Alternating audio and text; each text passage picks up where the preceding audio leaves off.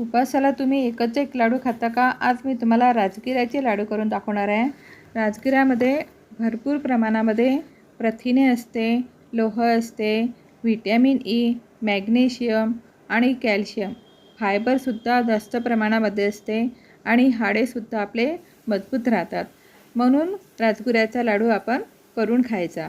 आणि अतिशय सिंपल पद्धतीने तुम्हाला मी हा लाडू करून दाखवणार आहे. इतका सॉफ्ट झालेला आहे की तोंडात टाकल्याबरोबर विरघळणार आहे.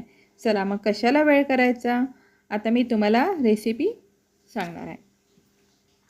त्यासाठी आपल्याला काय घ्यायचं आहे, इथे मी गूळ घेतलेला आहे. गूळ आपल्याला बारीक चिरून घ्यायचा आहे. तुम्ही कोणताही गूळ त्यामध्ये वापरू शकता. आता इथे कमीत कमी मी पाऊण वाटी गूळ घेणार आहे.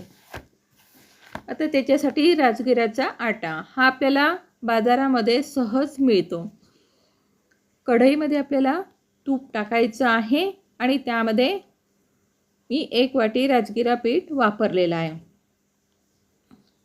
परंतु मी थोड्या वेळाने परत अर्धी वाटी त्यामध्ये टाकणार आहे. म्हणजे एकूण मी 1.5 वाटी राजगिऱ्याचं पीठ घेतलेलं आहे आणि आपल्याला तुपावर मंद आचेवर छान असं भाजून घ्यायचं आहे.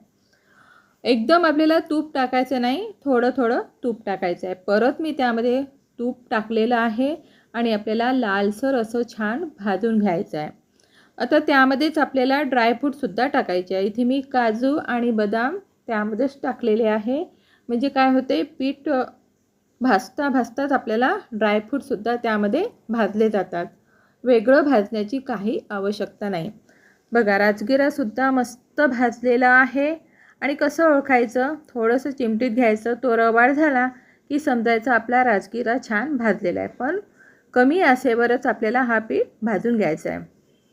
आणि त्यामध्ये पाऊण वाटी मी गूळ घेतलेला आहे. आता तुम्हाला कितपत गोड पाहिजे असेल तर तुम्ही गुळाचं प्रमाण वाढवू शकता, परंतु हे परफेक्ट प्रमाण आहे.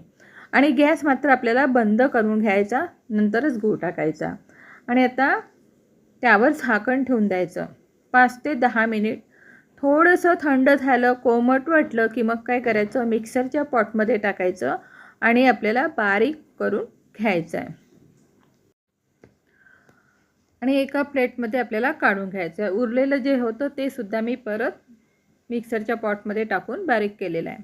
आता त्यामध्ये आपल्याला थोडंसं तूप टाकायचं आहे. 1 चमचाभर तूप टाकायचं. लाडू वळून घ्यायचं, आपल्याला पूर्ण मिक्स करून घ्यायचं आहे आणि मस्त दाबून असा आपल्याला हा लाडू वळून घ्यायचा आहे. बघा, अतिशय झटपट होतात आणि याला जास्त वेळसुद्धा लागत नाही आणि खूप सुंदर हे लाडू होतात. बघा, असे लाडू वळून घ्यायचे. आता मी थोडे मोठेच वळलेले आहे. याच्यामध्ये 5 लाडू झालेले आहे. तुम्ही जास्त प्रमाणामध्ये सुद्धा लाडू करू शकता. आणि हा लाडू खूप सुंदर लागतो खायला. तोंडात टाकल्याबरोबर विरघळणार आहे आणि अतिशय मऊ आणि सॉफ्ट असा झालेला आहे. आता या एकादशीला तुम्ही नक्की हा लाडू करून बघा. खूप टेस्टी असा झालेला आहे. व्हिडिओ आवडला असेल तर लाईक करा, शेअर करा आणि सबस्क्राईब करा.